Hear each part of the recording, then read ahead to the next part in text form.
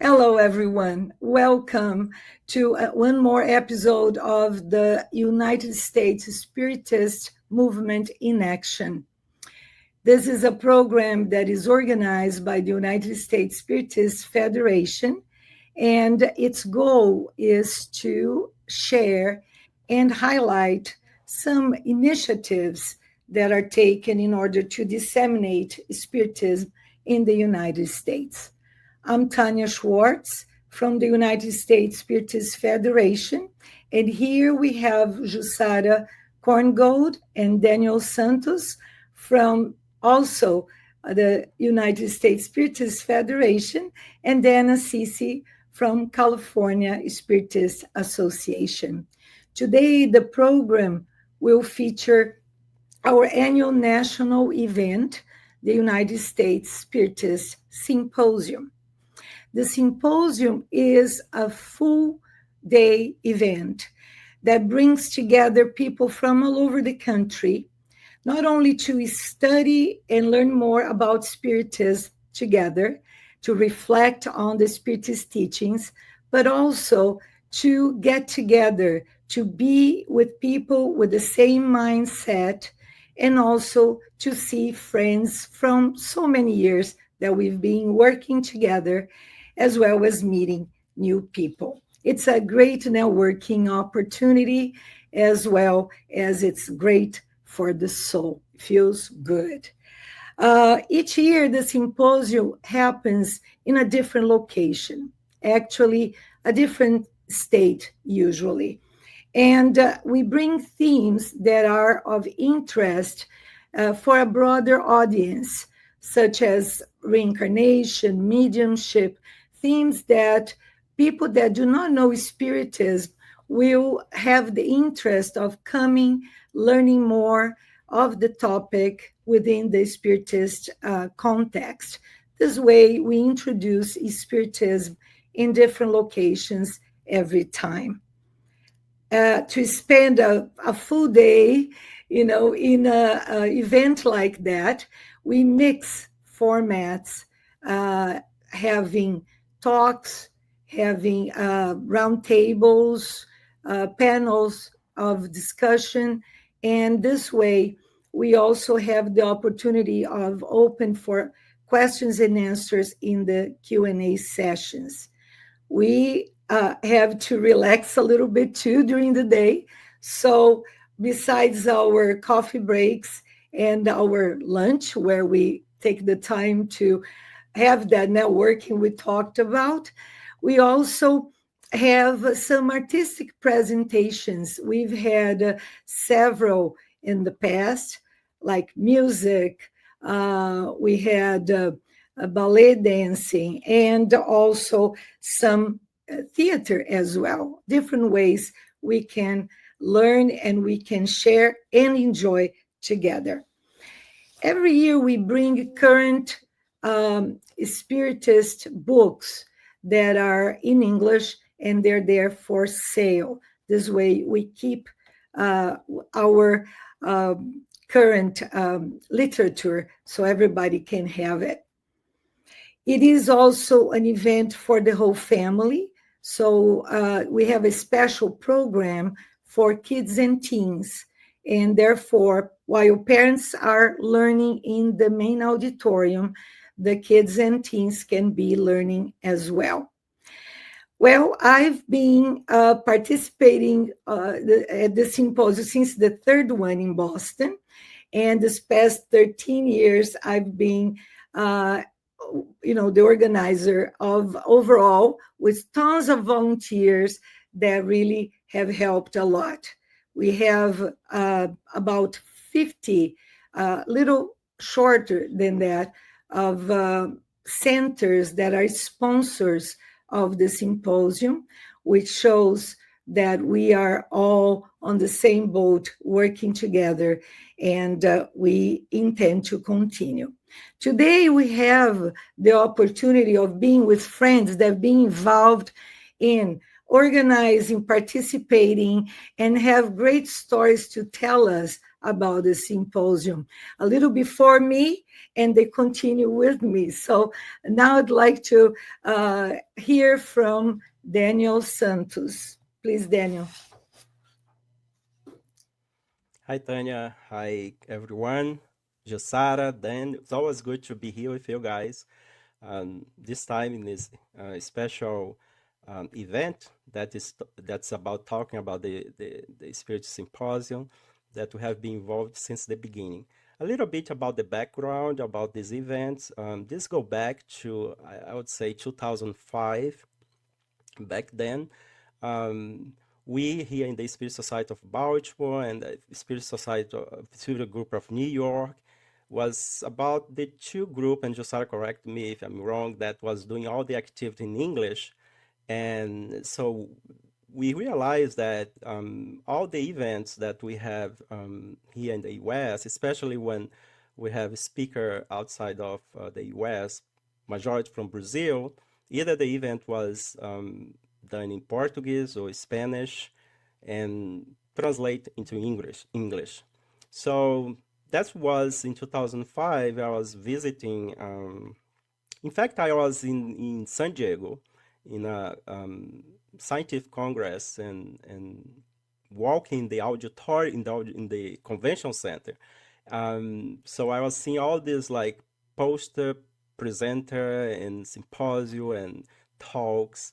And I back then I was talking to Vanessa Saloni, and we are like discussing. It would be nice to have one day a type of event that we all the activity was in English.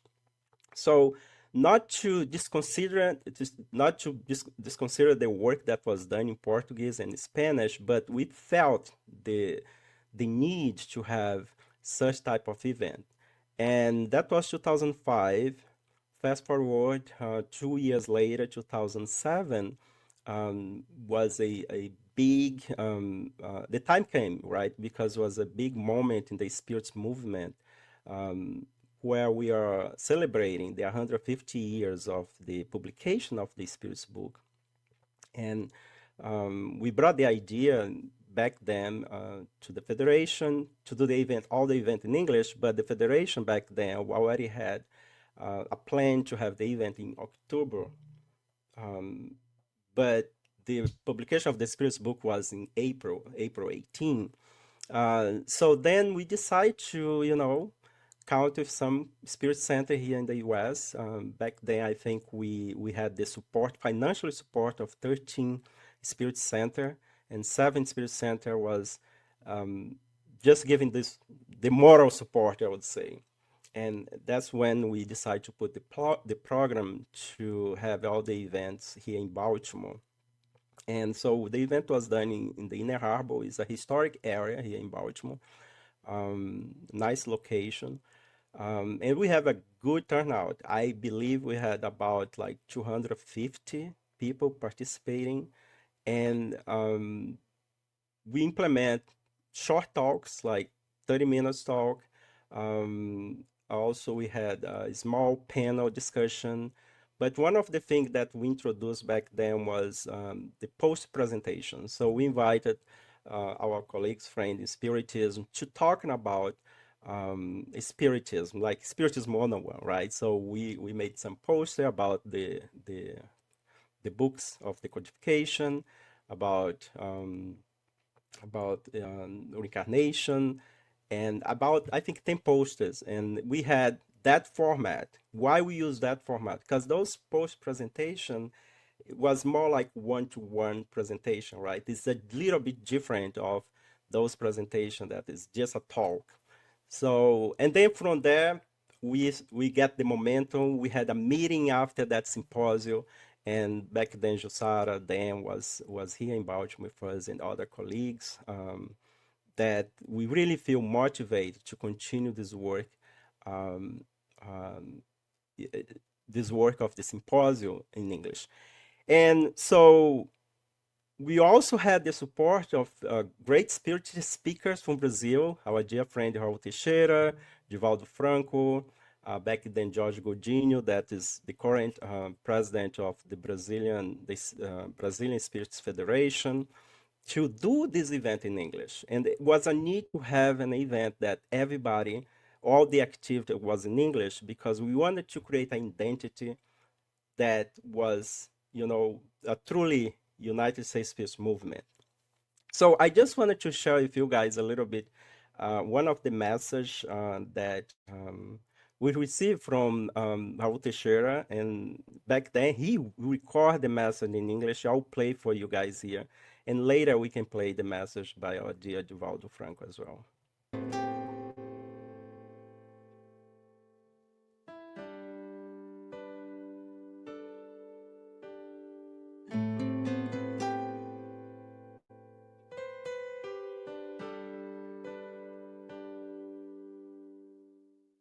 Dear brothers and sisters, workers of the Spiritist Movement in USA, I would like to congratulate you in taking this new step in the dissemination of the Spiritist thought in America while promoting the symposium in celebration of the 150 years anniversary of the Spiritist book.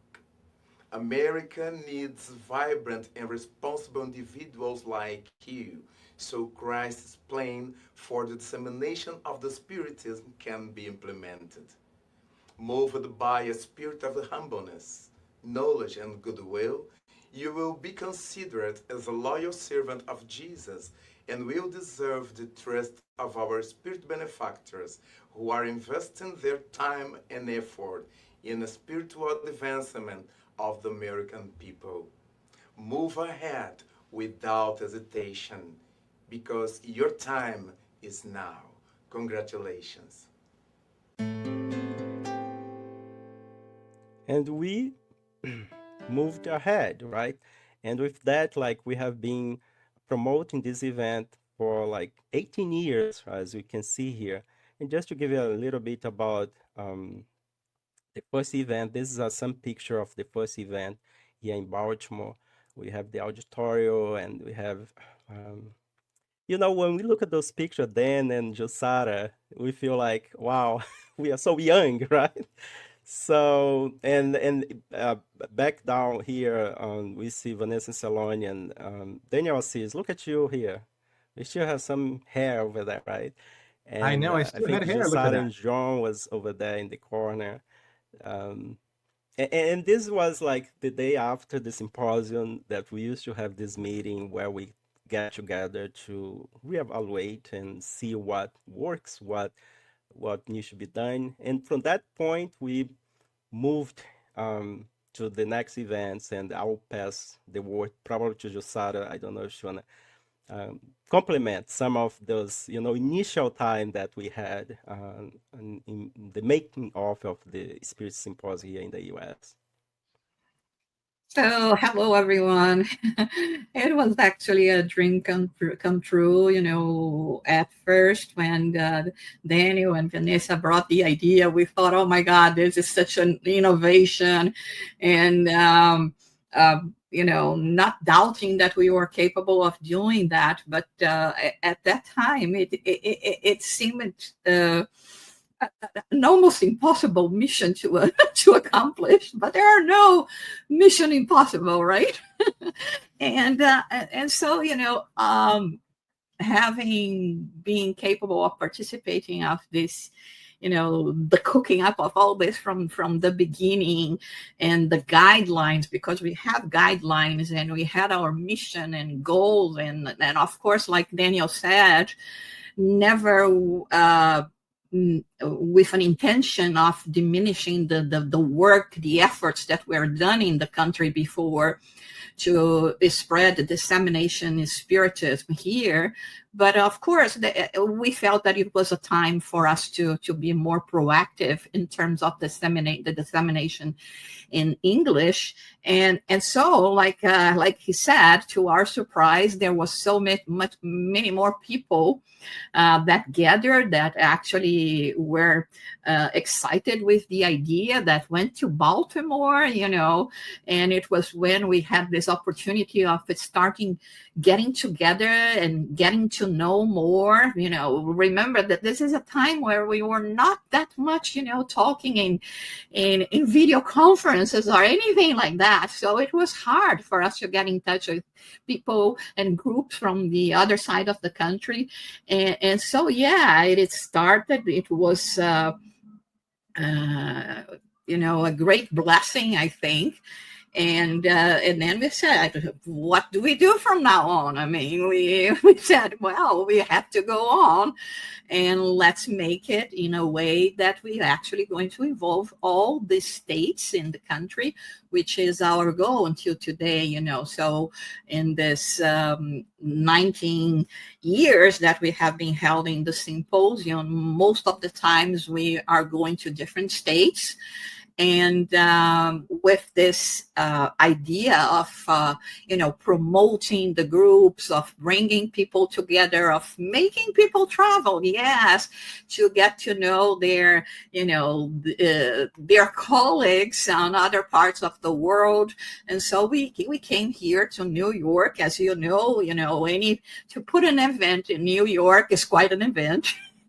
Right, because nothing is cheaper in New York, but somehow we managed to secure the New York's historical museum right in face of the Central Park West, and it was of such a significance, to be there and to bring the history of this country, of the city with us, to try to even more to get closer to the native English speakers, right? And so one of the things that, of course, it touches me a lot, because I've been dealing with that for so long, is that the difference from our first symposium to our 18th and now 19th symposium that we are going to be having, which is the amount of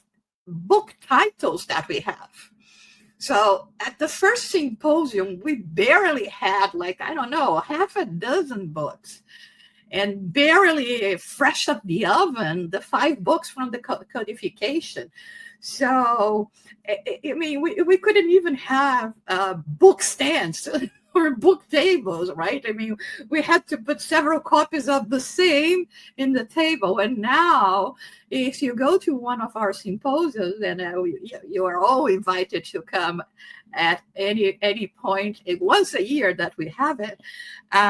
You will see so many books that we cannot accommodate them all anymore. It's over 200 books. And so, this gives you precision and facts in terms when we are talking about the growth and the engagement of the Spiritist movement in this country, because it was a collective effort. It was not just 1 or 2 or 3 organizations that put together in 15, 16 years, right, this amount of book. It was the effort of so many, and believing that this was the right thing to do, and still believing that this is the right thing to do. So we were here, we were in New York, and feeling, the whole environment, and enjoying the New York weather, New York stands, and it gave us so much more, confidence after we were able to do the symposium, and already planning from the next one, because as Tania, we will explain to you all, when we come to a symposium, we already leave the symposium with the program for the next one, and the venue, the city, the state that is going to happen the following year. So this is when we continue in Boston, where I debut as an actress in a play, right? We have that as well. So you have to be jack of all trades. And there I was, invited to be part of a play, to put it to the public, a little demonstration of communications, after death and all that. And it has been, most of all, not only a source of enlightenment, but of extremely joy and fun. So, and talking about fun, do you see this 25th balloons of anniversary? They kept on playing with us and changing to 52. So I think they were trying to say us to give us a message. Yeah. Well, we're guaranteed for another 27 years at least after that, right? If they shifted to 52, that's good news. Save the balloons. But I just want to chime in and say how true it is that which Jussara said, because I remember like, oh, we're going to go to the symposium. Let's make sure that we make space in our bags so that we can bring books back, right? Because you have to remember that 20 years ago, you know, Amazon wasn't really filled up with Spiritist titles, and it was harder to get. And so, you know, you always went to the symposium with some space in your luggage so that you can bring some of these books back. So it's a wonderful memories. And I mean, there's so many stories we can talk about, but I just want to say, like, when you were speaking about the books, it just brought a smile to my face, because to this day, I still think about, okay, I'm going to go to a symposium. I can't really pack my bag all the way because there has to be some space for some of the things that I'm going to bring back. Mm-hmm. Thank you. And then I was, as I was looking at the photos, I also realized that we have not stopped when we talk about challenges. I remember we were about to have the symposium. I will not remember the number, but it was going to be in California. And then the pandemic hit. And then we had to switch to do it virtually. And we did. There we go. Remember that, Dan? I do. We had, you know, we have all kinds of stories about the symposium, right? Like we had already secured a location in Berkeley. I don't know if you remember that, Tania. There was a contract in place. You know, the Bay Area is not exactly an inexpensive place for us to hold an event either. We already worried with costs, and then there was the pandemic. We did it for 2 years, and I think that is an amazing thing too. Like, we did not let the spirit of the thing die, right? We continue going on. And then we've been to all kinds of cities, right? Like, we've been to big cities. We have been to smaller cities.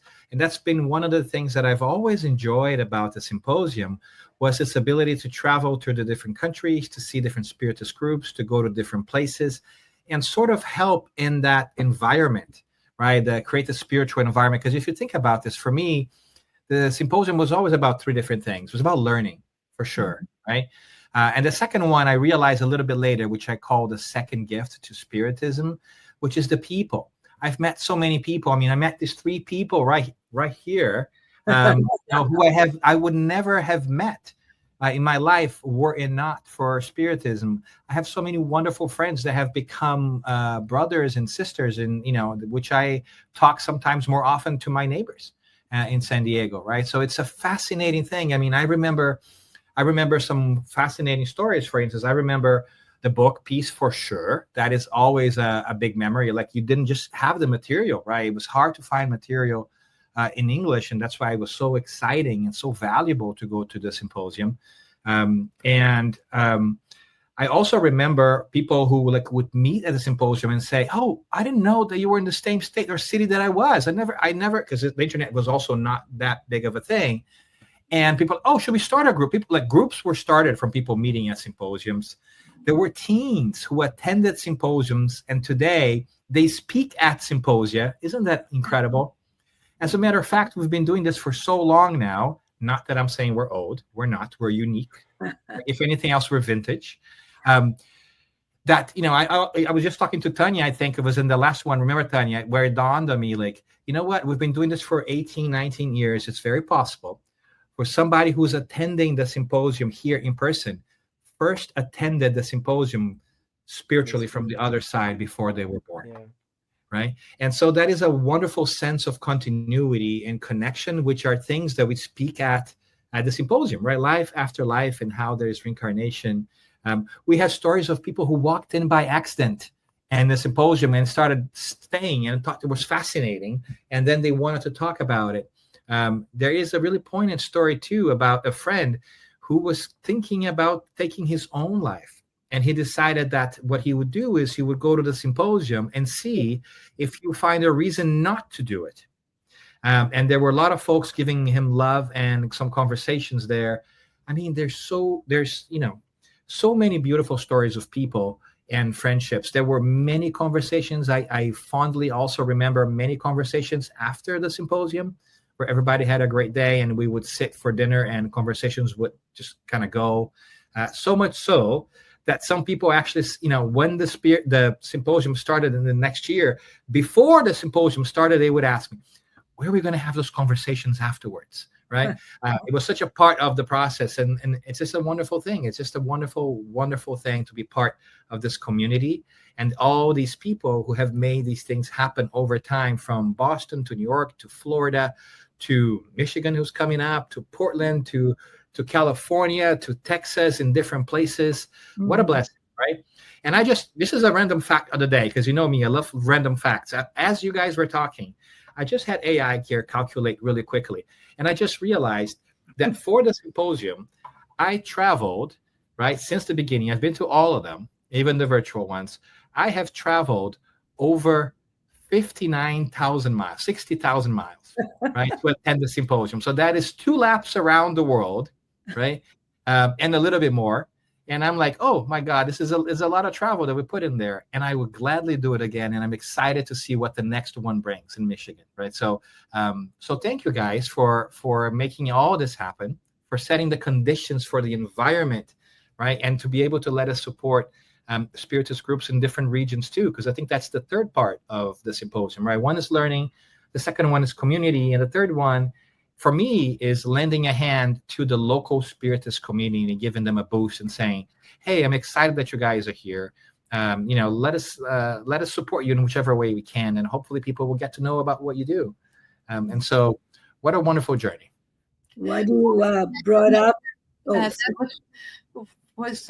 think it's very important to point out it's that there is another purpose to the symposium, which is to be really helpful to all those that are going to attend. And we from many years already, we've been putting together, a team that stays in rotation to talk to people that are really in despair. So the fraternal assistance that we call, because it's just a fraternal conversation, but we will have people during the whole day in the symposium that will accommodate all of those that are in need of talking, of getting there and feel themselves heard. And sometimes that's all that it needs. It's not about preaching and making followers. It's about really soothing the way for people that are suffering. This is the main purpose of this all. And I think this is a very active part and a very important part as well of the symposium that we have.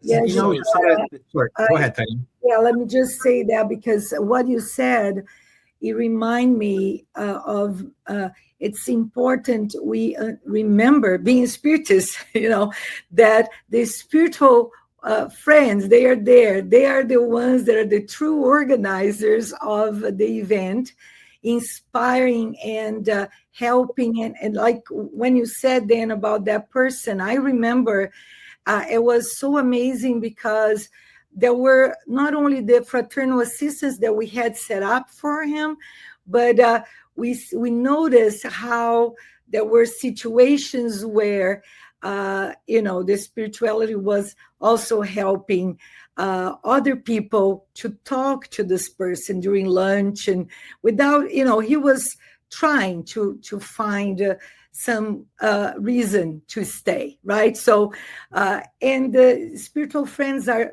definitely also creating the opportunities in that region every single time to open up, to have the region ready for us to be able to help each other and those that are not necessarily spiritists, but they are in need. So it's great, this connection that we feel there, the harmony that we feel there.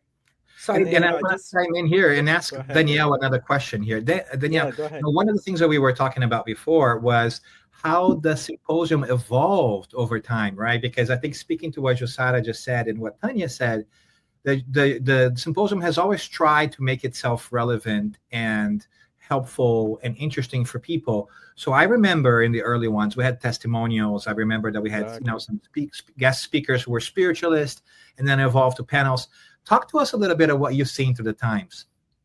Yeah, no, I think you already started to bring it. That's what was in my mind, because, for example, what Jussara just mentioned about the fraternal assistant was a result of this involvement. So in the beginning, the idea was just to bring the message. It's talks and post-presentation. That's the first one.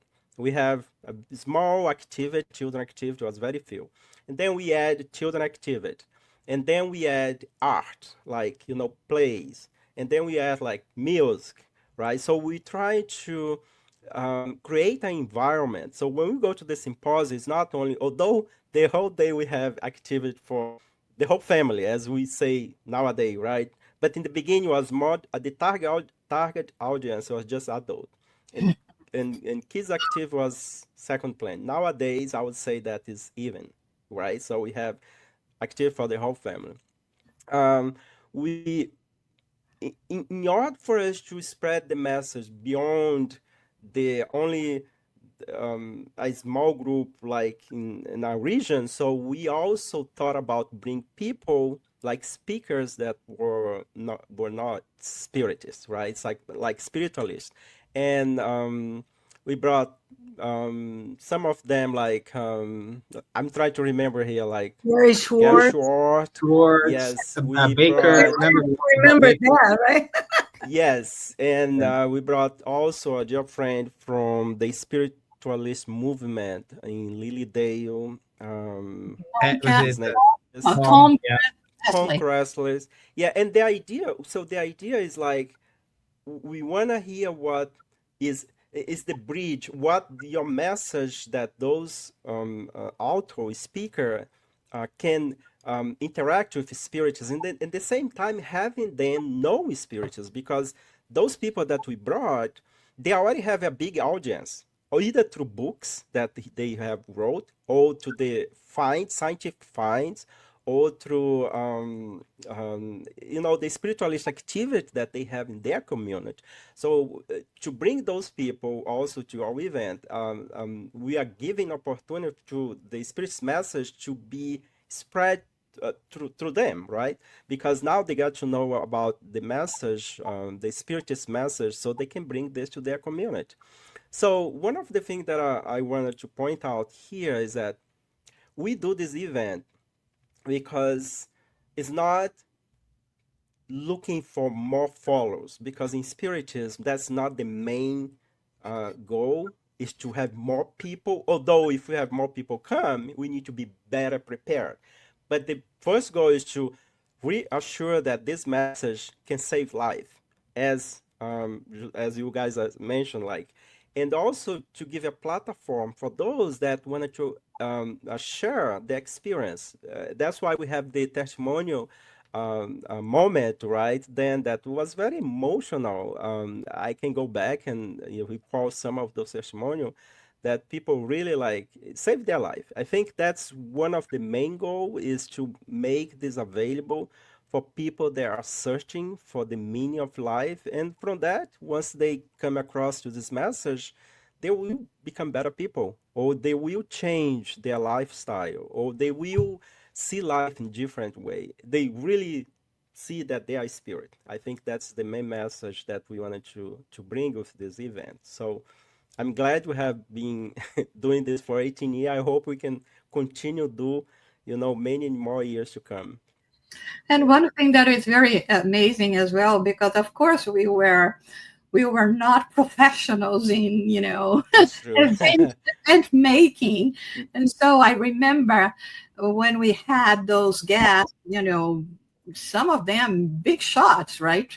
Like you said, very well known in their field, book writers, and the spiritualist movement and all that. And they would come and say and tell us, "Oh my God, how organized it is this symposium, this event. We don't see professional events at this level." And I remember that was such a nice thing to hear, because we were not, most of us, we were not attending other events, right? So how could we have known that it was good? And at the same time, they would always say that it was always so harmonious, and that everything at the end, even when we were talking about before getting into here about, the so many little occurrences, like PowerPoint that it doesn't work, a wire that gets disconnected, the microphone. But even then, everything had a way of getting into place, and there was no one mad at each other or screaming at each other or blaming each other, because this should be you looking after this point. Everyone was collaborating, and okay, we have something, just a problem to solve. Let's go there, solve this work. Yeah. work. Let's make it work. So they were really impressed with our the way, like you were saying, Dan. We really behaved as a community, and they were paying attention, which is great. Yeah, I remember a comment that behind, after the event was done, with Gary Schwartz, who is a guy that I think is just amazing, does an incredible work at the University of Arizona. I think it's Department of I forgot the name now, but just studying spirituality. And we were having a conversation afterwards to what Jussara was saying, and he was saying, it's really nice how you guys speak so openly about the spirituality and the spirit contact, mediumship, because it's something that we can't always do in academic environments, right?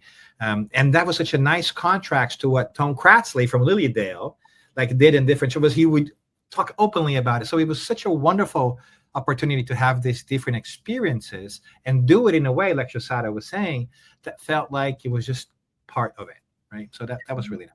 Talking about Gary Schwartz, that same day my son was in the audience, and he was surprised to see an early teenager at the audience. And then he started questioning, were you here? Were you paying attention? And he said, yeah.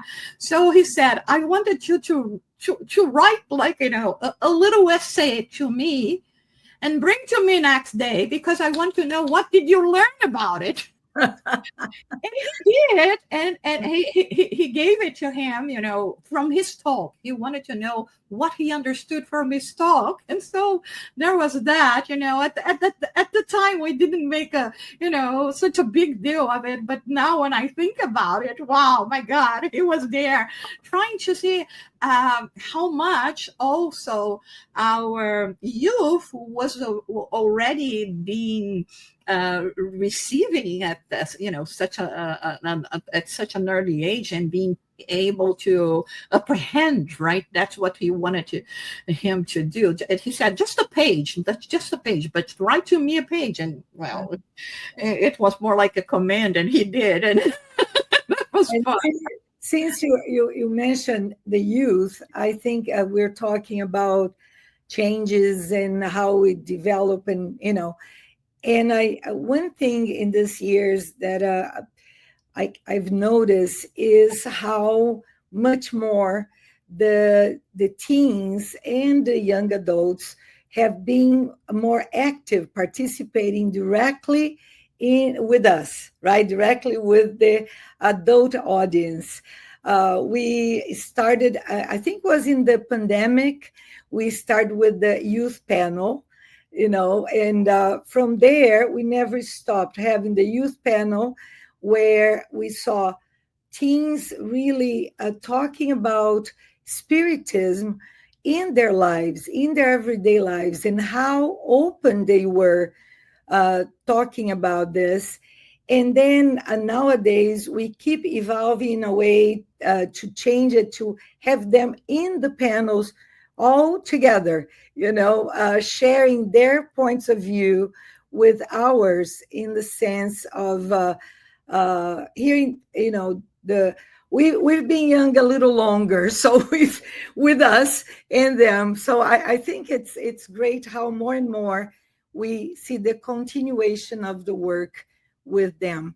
So I just want to bring it up about the youth that continue the work, and they will continue the work. So it's nice that they're already with us in this process, right? Yeah, and to that point, I think there's a good segue there, Tania. It has also been very wonderful to see new speakers and different faces participating in taking an active role at different parts. It's not just the same old people. And being able to see people really coming into themselves, doing some wonderful contributions in the way we think about life after life, and what is it that we should pay attention to, having different views and different perspectives on how we can understand spirituality in general and how that pertains to our day-to-day. So it's really lovely to see this adaptation of the format, the changing in people, and how young people are integrated, not just like, here's young people speaking. It's like, hey, let's get them together with the so-called adults, right? Which are not always wiser necessarily, right? And it's lovely to have them plug in too and see all of it and do all that in different places with different people. It's really lovely. It's really a wonderful journey. And I wonder if we pay enough attention to the wonderful contributions that the symposia have brought to each one of us, right? It's hard to see it when we are living through it, but if we stop to reflect a little bit, wow, what a great legacy and what great contribution all of this is, not only to the movement, but for all of us, because we are the movement, right? That have attended all these things, the books that were published, the people that we've met, the children that we saw grow and who are going to take our place, hopefully not very soon, but, soon enough, and seeing all of that is just a really touching piece. And I really hope that people, if they're watching this and they have never been to a symposium, that they feel like they should come, they belong, and we would love to have you there to be part of this story and help us write the next chapters. Yeah. And one thing that we have been very sensitive about as well, and now I would like to talk about a little bit about the contents of the Spiritist Symposium, because they are not just there because we decide, oh, maybe we will talk about this topic this year. No, we carefully study the groups, the region, the spiritual psychosphere, as to say. So, for instance, when we go to states that are more into secular religions, we will try to talk more in relation to respecting those point of views as well, to bring more religious topics, because we also know about the presence of the spirits, like Tania said, and even the spirits that may not be that happy with someone new getting into their area. So, considering that, we in the places that we've been bringing the symposium, we've been trying to work the material with the centers, because we know that in Spiritism is such a rich set of values and knowledge, and so we have what we call the moral ethical aspect, we have the philosophical scientific aspect. So there is always so much for us to be talking, to be addressing, and so according to the area we can do that. So I remember this 2020, for instance, where everyone was caught by surprise, and we had this the COVID, and it was supposed to be in Berkeley, and then we thought about talking about the technological era. So, that was so innovative, because we were not doing that at that point, you know. Like Tania and Dan was saying, we already had the topic, we already had the city, the stage, and we already addressed the subject. And little did we know that would be such a big subject in you know, in that year in particular, and in the years to come. And so, you know, mediumship, prayer, and healing, and self-healing, and mental health. And so the content, if you are not attracted by everything that we said to now, and if you are one of those that are much like me, because I love the contents, right? I love the camaraderie. I love the fun. I love to be there, but I also love, you know, deeper material, and it's always there. And sometimes, like Tania was saying, you know, from the past 4 or 5 years, we've been having that and gathering that from the mouth of youth, you know, and some of them that are not even 18 years old, that like really probably were following us before reincarnation and committing to come here and give continuity to this work. So there is everything that we can get in the symposium, and this is one of the things. And like I said, every program is carefully crafted with our hearts, with taking into consideration the place, the topics that we talked before. Sometimes we feel it's time still to address the same topic again, because this is what human beings are in need at the time. So that was one thing that I wanted to highlight as well. And if I may, when we talk about people, one of the things that I felt in these years is that more and more we have people that are committed to the symposium in terms of volunteering. I know when I'm trying to get my volunteers, you know, I know those that are there and I can count on to do the work. And there, it's amazing how now we do have, I feel like, you know, I can hand that, you know, to somebody else, and it's all there. Everybody can do the job, you know, like Daniel and Luis Lima are there in the technical side. They know everything. We talk to the place, to the venues. They have all figured it out. I have the marketing team that helps with the, you know, promoting the symposium. We have people I can count on, the, you know, as speakers, as, you know, you name it. All the friends that have been working and supporting the symposium.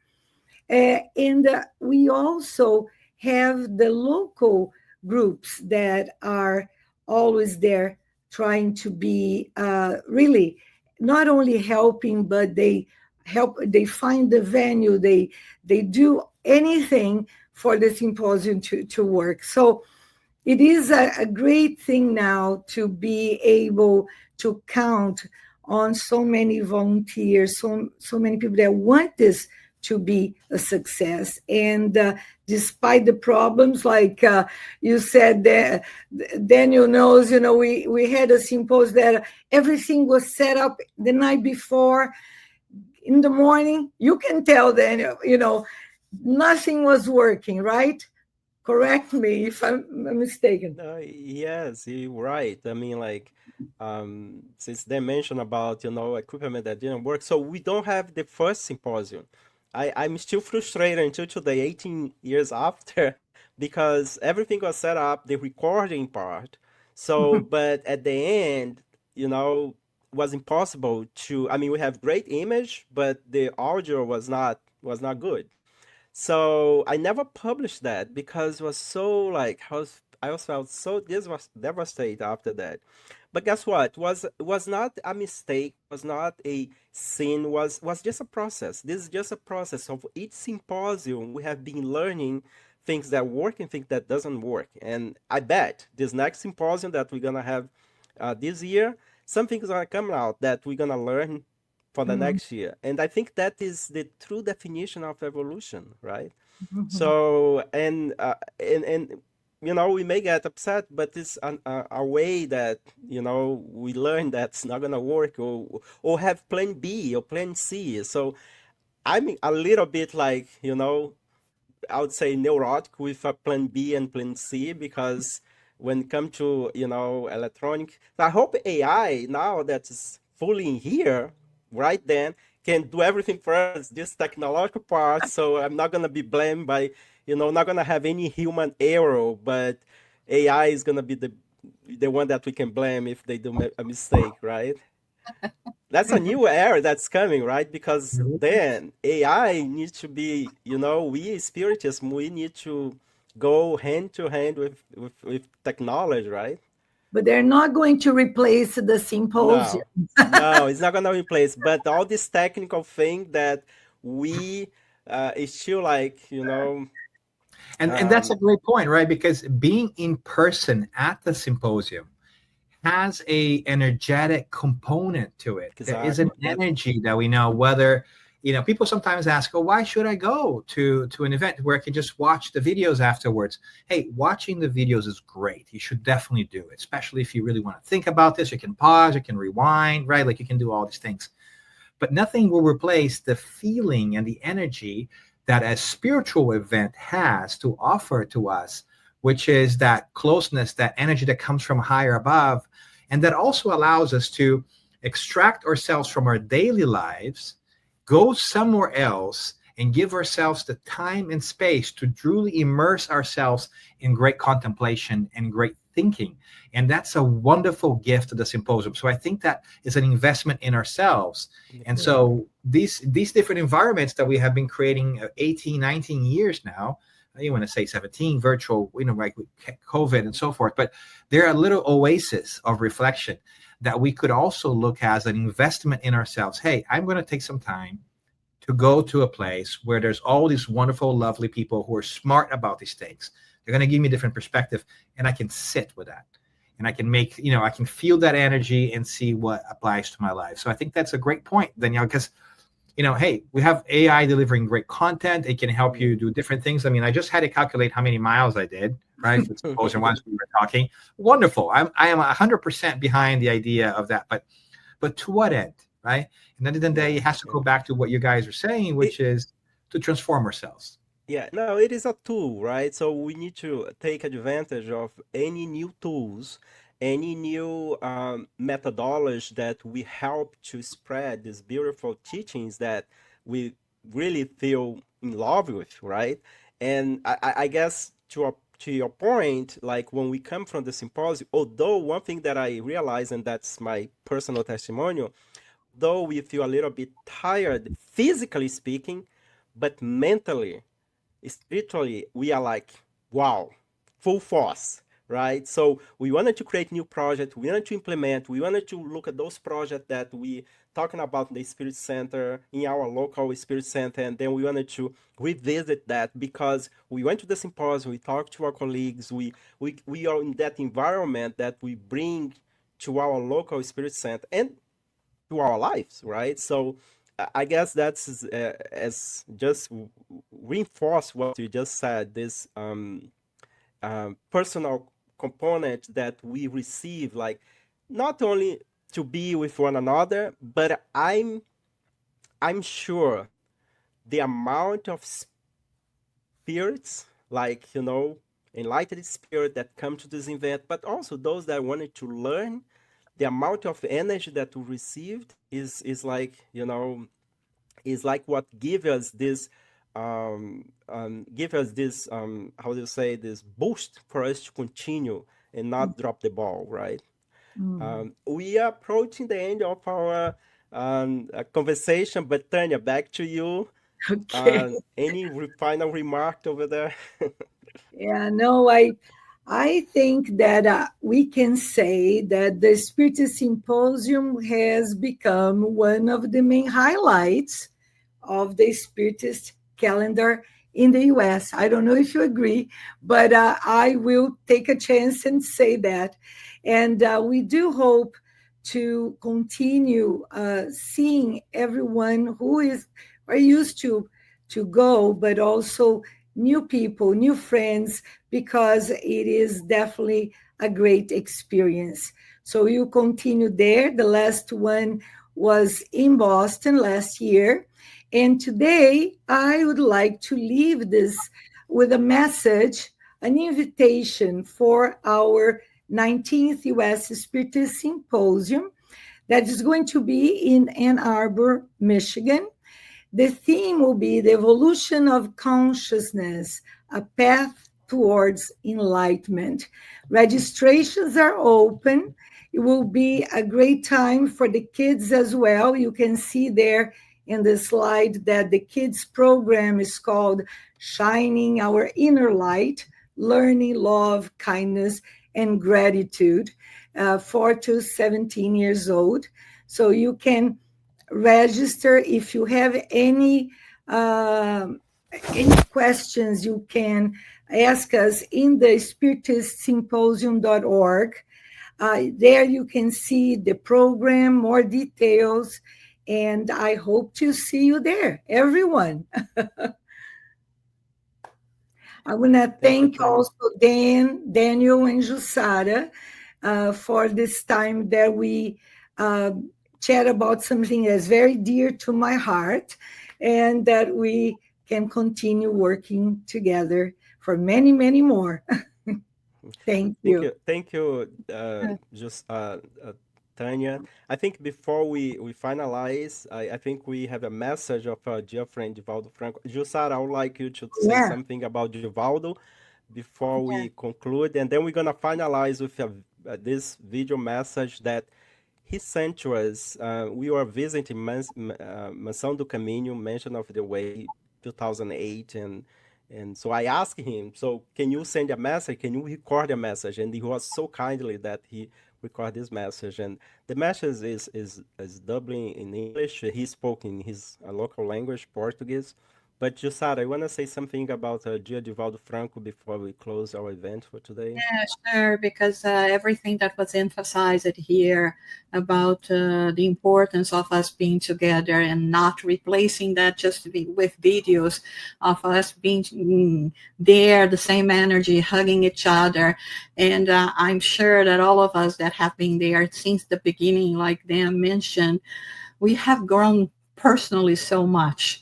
And this is one of the things that we want to achieve in each and every symposium, to bring this content, this energy, and all of that to everyone that is participating in terms of love and enlightenment. But yeah, we grow so much in a way that it makes us so much happier. And it's wonderful to see that since the beginning, we have been having the support of role models to us, because we do have some role models in terms of the Spiritism and the followers of Spiritism, like Raul Teixeira that Daniel showed in the first video, and then Divaldo Pereira Franco that has recently passed and has been since the beginning a great that inspire for us all to continue doing this work. There was not a single time that he was here that he wouldn't say, you have to sow the seeds in the language of the country. And even though sometimes we would go and cry to him and say, it's so hard, we don't have books, we don't have possibilities, we don't have people, he would say, keep on going, do this work, because this is the right way to do. So to you, Divaldo, to everyone else that is with here today, we give our love, and we would like to leave you with this message from him to motivate us to keep up this good work. Anything you want to say? Because about Divaldo? Oh, There's so much we could say, right? There's so yeah. much we Okay. could say about Rivaldo. Yeah. But here's what I would say. I'm excited to see everybody in the next symposium. And I know that he will be working even harder now in the spiritual realm than he was able to work in his past years of his life. So I am sure that he's with us and he will continue to be with us. And he will continue to bless us with his support, with his love, his attention. And that's why we have always supported this effort. And that's why we're so glad to be part of it. Yes. So let us see what he said to us about, I would say, 16, 17 years ago.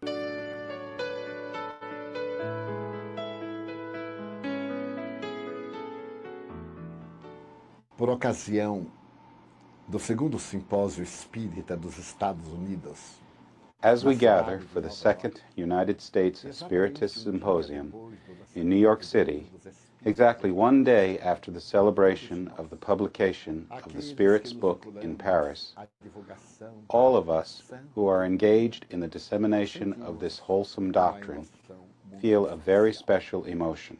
o Espiritismo veio no momento próprio. Spiritism came at the right time, when science already had the tools to confirm it in the laboratories of scientific Não é research. uma doutrina estanque. Spiritism is never stagnated, but rather it's in constant progress. This happens because, according to the word of Allan Kardec, it goes hand in hand with knowledge. If new arguments are presented, Spiritism will accept them. If by any chance it is demonstrated that we, the Spiritists, are incurring in some error, we will renounce that point and will follow science. We are enthralled in realizing that 151 years have passed since the publication of the Spirit's book, and the various segments of scientific knowledge have been confirming the excellence of its paradigms: the belief in God, the immortality of the soul, the communicability of the spirits, reincarnation, the likelihood of life outside the terrestrial planet, but above all, the ethical, moral standards of the gospel of Jesus. Each day, we receive more confirmation of notable men and women that are able to liberate themselves from the shackles of prejudice and open their arms to facilitate the progress of humanity. We congratulate our dear companions in the United States that are promoting the Second Spiritist Symposium in the noble country, mainly because this time all activities will be held in the native language of the American people. To take Spiritist's message to each country in its own local language is an unpostponable duty. We do not have the right to impose our point of view or our beliefs, but we have the duty to explain them correctly and clearly. Allan Kardec, in the Gospel According to Spiritism, upon referring to prayer, comments about prayers that are uttered in a language that the person does not understand and the inefficacy of its words. Similarly, to spread a doctrine such as Spiritism in English for the English-speaking community is a duty that cannot be put off. Now, thanks to God, it has become a reality in the past few years. We embrace you, dear friends, who are present in this agape of light. Wishing you many other symposia, as already scheduled and defined until 2012. Above all, we ask for the protection of God to us all, and much peace to our lives.